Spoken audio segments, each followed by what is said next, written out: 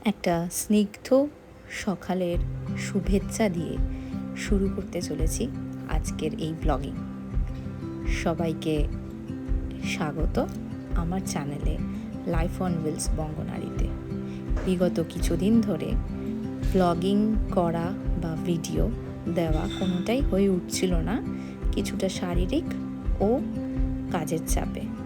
কিন্তু দুদিন আগে গ্যালারি ঘাঁটতে ঘাঁটতে চোখে পড়লো এই ভিডিও ক্লিপিংসগুলো, যেগুলো আমি নিয়েছিলাম লাস্ট মান্থে আমার খড়গপুর যাওয়ার জার্নিতে।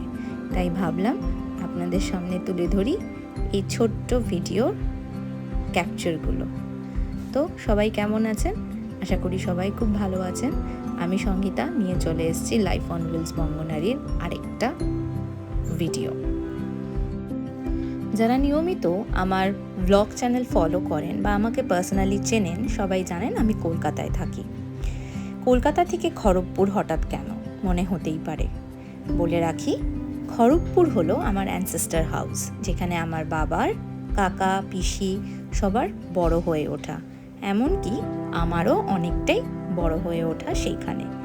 বহু বছর যদিও সেখানে ডিট্যাচড, কারণ বাবা চলে যায়, আম্মা চলে যায়, তো সেখানে যাওয়ার আর সেরম কোনো উদ্দেশ্য ছিল না।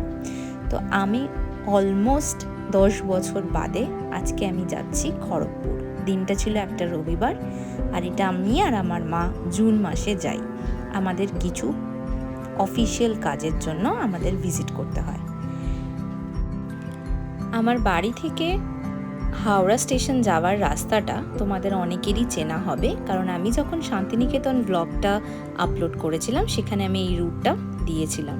এই রুটটা হলো পানিহাটি ফেরি থেকে কোন্নগর স্টেশন, কোন্নগর স্টেশনের ট্রেন ধরে হাওড়া, আর আমরা ধরেছিলাম হাওড়া থেকে 9:10 সকালে ধউলি এক্সপ্রেস, যেটা খড়গপুর পৌঁছায়। অনেক মেমরিজ, অনেক নস্টালজিক জিনিসপত্র মাথায় আবারও ফ্ল্যাশব্যাকের মতো আসছিল, কারণ প্রত্যেকের ছোটোবেলার বাড়ি ঘরের সাথে অনেক অ্যাটাচমেন্ট থাকে, অনেক মেমরিজ থাকে। ছোটোবেলায় কত বাবার হাত ধরে এখানে যেতাম, দিদি ভাইদের সাথে খেলাধুলা করা, আম্মার সাথে গল্প করা, আমাদের বাড়ির গাছের ফল পেড়ে খাওয়া, অনেক মেমোরিজ এখানে জড়িয়ে আছে। বাট আজকে সবটাই মেমোরিজই হয়ে আছে, কোনোটাই আর আজকে বাস্তব নয়। তবুও যেতে যেতে অনেক কিছু মাথায় আসছিল। আর এই বাঁ হাতে তোমরা যে বিল্ডিংগুলো দেখছো, এটা হলো আইআইটি খড়গপুর ক্যাম্পাস। আমাদের বাড়িটা ঠিক আইআইটি খড়গপুর ক্যাম্পাসের একদম পাশে। মোস্ট প্রবাবলি এই বিল্ডিংগুলো যেটা আমরা দেখতে পাচ্ছি বাঁ হাতে, এইগুলো হলো আইআইটি ক্যাম্পাসের হস্টেল। ভেতরের ক্যাম্পাস এরিয়াটা এইবার আমার ঘুরে দেখা হয়নি সময়ের অভাবে। যদি ইন ফিউচার আবারও যাই তোমাদের ঘুরে দেখাবো। খুব অপূর্ব ক্যাম্পাসটা। আর এই তো বাড়ির কাছে অলমোস্ট এসে গেছি। এটা হলো পুরী জগন্নাথ মন্দিরের একটা রেপ্লিকা মতো বানানো, আর এখানে রথ উৎসবে বিশাল বড় করে রথযাত্রা সেলিব্রেশন হয়।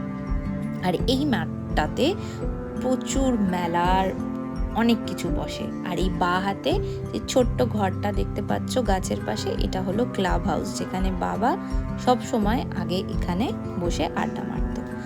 আর অলমোস্ট আমরা ঘরের সামনে চলে এসেছি।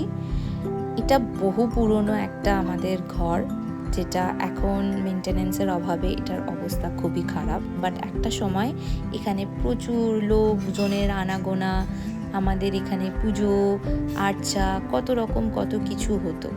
এর জন্য এই ঘরটার আজকে এই অবস্থা দেখে খুব খারাপ লাগছে, কিন্তু এখানে জড়িয়ে আছে নানা রকমের স্মৃতি।